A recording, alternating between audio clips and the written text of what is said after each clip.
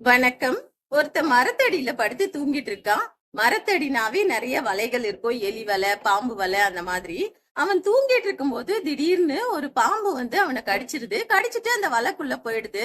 அவன் முழிச்சு பாக்குறான். அப்ப அவன் ஆணு கத்திட்டு என்னமோ கடிச்சிருச்சேன்னு பாக்கும்போது அவனோட சத்தம் கேட்டு பக்கத்துல இருந்த வலையில இருந்து எலி வந்து எட்டி பார்த்தது.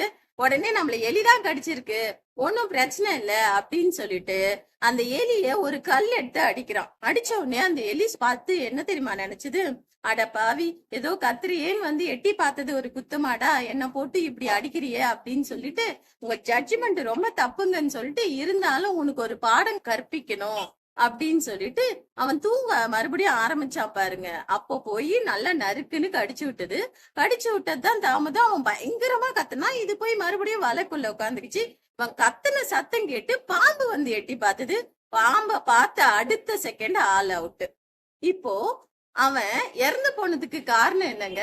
அந்த எலியா, பாம்பா? இல்லைங்க, அவனோட பயம். இந்த மாதிரிதான் நம்ம பல விஷயங்கள்ல நம்மளோட பயம்தான் நம்மள கொன்னுட்டே இருக்கு. சோ அந்த பயத்தெல்லாம் விட்டு நம்ம மனசு தெளிவா வச்சிருந்தோம்னாவே இந்த வாழ்க்கைய நம்ம சந்தோஷமா வாழலாம். வாழ்க வளமுடன்.